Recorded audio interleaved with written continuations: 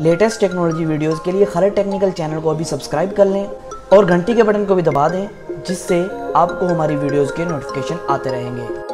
अस्सलाम वालेकुम दोस्तों, आप देख रहे हैं खालिद टेक्निकल यूट्यूब चैनल। आज की इस वीडियो में आपको बताने वाला हूं सैमसंग J6 Plus के बारे में, जो अभी अभी कुछ दिनों पहले लॉन्च हुआ है। और मैं आपको बताने वाला हूं उसकी स्पेक्स और बताने वाला हूं कि आपको ये बाय करना चाहिए कि नहीं 31,500 की रेंज में, और क्या ये बेस्ट फोन है 31,000 की रेंज में या नहीं। दोस्तों ज़्यादा आपको डिटेल में नहीं ले जाऊंगा, बस कुछ मोटे मोटे आपको स्पेक्स बताऊंगा और बाद में बताऊंगा इसके प्रोज एंड कॉन्स, मतलब कि इसके अंदर क्या ऐसी खामियां हैं जिसकी वजह से आपको इसे बाय नहीं करना चाहिए, और क्या इसके अंदर अच्छी बातें हैं जिसकी वजह से आपको ज़रूर इसे बाय करना चाहिए। तो चलिए चलते हैं दोस्तों वीडियो की तरफ और जानते हैं। उससे पहले दोस्तों, अगर आपने हमारा चैनल खालिद टेक्निकल अभी तक सब्सक्राइब नहीं किया है तो नीचे जाके लाल कलर के सब्सक्राइब क्लिक करके सब्सक्राइब कर लीजिए और घंटी के बटन को भी दबा दीजिए, जिससे आपको काफ़ी फायदा होने वाला है। और दोस्तों शायद मैं आने वाले दिनों में कुछ गिव अवे करूँ, तो उसके लिए आपको सब्सक्राइब करना लाजम है। और आपको तो पता ही है सब्सक्राइब और लाइक करना बिल्कुल फ्री है, तो देर मत करें।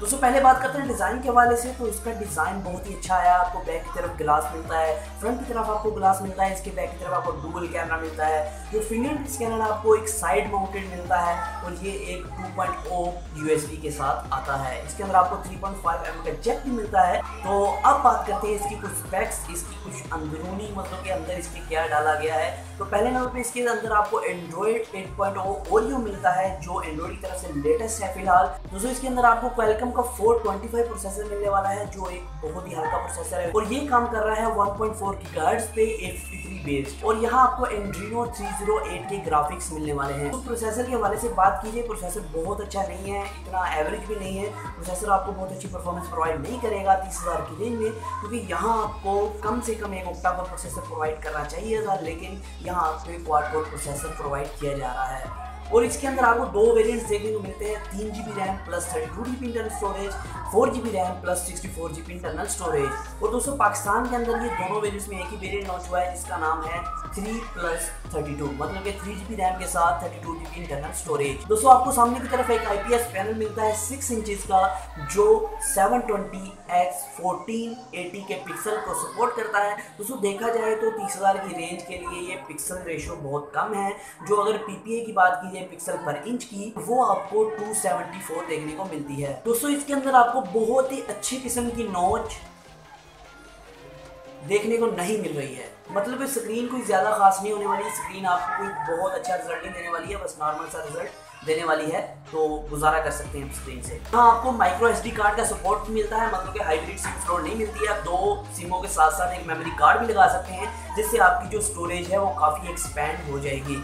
और दोस्तों इसके अलावा इसके अंदर आपको माइक्रो USB का सपोर्ट मिलता है, टाइप C भी नहीं मिलता है। और इसके अलावा 3.5 mm जैक की आपको सहूलत दी गई है, जिससे आप हैंड फ्री जैक लगाकर गाने वगैरह सुन पाएंगे। दोस्तों आपकी मनपसंद चीज़ आ गई है, मतलब कि कैमरा आ गया है। तो कैमरा इसका मैं बताता चलूँ आपको कैमरा क्या है और कैसी आपको परफॉर्मेंस प्रोवाइड करेगा। दोस्तों यहाँ आपको 2 सेंसर मिलते हैं। बैक की तरफ एक 13 मेगापिक्सल का सेंसर मिलता है, जो f1.9 के अपर्चर को सपोर्ट करता है, और एक 5 मेगापिक्सल का डेप्थ सेंसर मिलता है, जो आपको बहुत ही अच्छे बोके इफेक्ट देने वाला है। मतलब कि आप एक लाइव बोके का फीचर जो है उसे इस फोन में यूज कर पाएंगे, मतलब कि लाइव बोके को एडजस्ट कर पाएंगे कि कहाँ आपने बोके करना है, कितना करना है, और आपको कैसा बोके इफेक्ट चाहिए आपकी पिक्चर्स में। फ्रंट की तरफ आपको 8 मेगापिक्सल कैमरा मिलता है, जो f1.9 के अपर्चर के साथ ही आता है। जो कैमराज ओवरऑल बहुत अच्छे हैं। आपको बैक की तरफ जो बोके इफेक्ट मिलने वाला है बहुत कमाल का मिलने वाला है, क्योंकि आपको पता है कि जो डेप्थ सेंसर है वो 5 मेगापिक्सल का होता है, तो आपको कटआउट्स हैं, जो बोके इफेक्ट है वो बहुत ही कमाल का देखने को मिलता है। और सैमसंग की तरफ से इसके अंदर एक फीचर इंक्लूड किया है लाइव बोके का, जो आपके बोके को 4 चांद लगा देगा। दोस्तों यहाँ जो फिंगरप्रिंट स्कैनर मिलता है आपको ना स्क्रीन के ऊपर मिलता है, ना आपको पीछे मिलता है, तो आपको मिलता है साइड माउंटेड, मतलब कि आप अंगूठा लगाएं या फिर आप लेफ्ट हैंडेड हैं तो आप उंगली से उसको लगाएं, तो आपको साइड माउंटेड मिलता है राइट साइड के ऊपर। इसके साथ मसला ये है कि अगर आप पाउच लगाते हैं अपने फोन के अंदर, फोन के ऊपर पाउच चढ़ा लेते हैं, तो फिंगरप्रिंट स्कैनर को टच करने में आपको थोड़ी दुश्वारी पेश आ सकती है, क्योंकि फिंगरप्रिंट स्कैनर आपको साइड माउंटेड मिलता है, तो पाउच का कटआउट जो होगा उसके अंदर से आपको टच करने में थोड़ी सी दुश्वारी पेश आ सकती है। दोस्तों यहाँ आपको लिथियम आयन की 3300 mAh की बैटरी मिलती है, जो आपको किसी किस्म का फास्ट चार्ज का सपोर्ट नहीं देगी।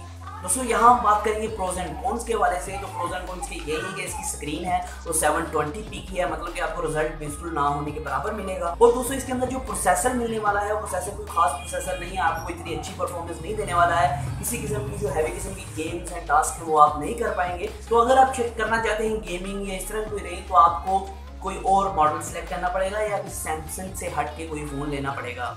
दोस्तों अगर मैं बात करूं 31,000 की रेंज में आपको यहाँ मिल रहा है Mate 10 Lite और Xiaomi की तरफ से आपको मिल रहा है Redmi 6 Pro और इस तरह के बहुत से फ़ोन आपको मिल रहे हैं जो आपको एक हाई एंड परफॉर्मेंस प्रोवाइड करते हैं 30,000 की रेंज में। लेकिन मुझे नहीं समझ आया कि सैमसंग है वो इसमें क्या करना चाह रहा था।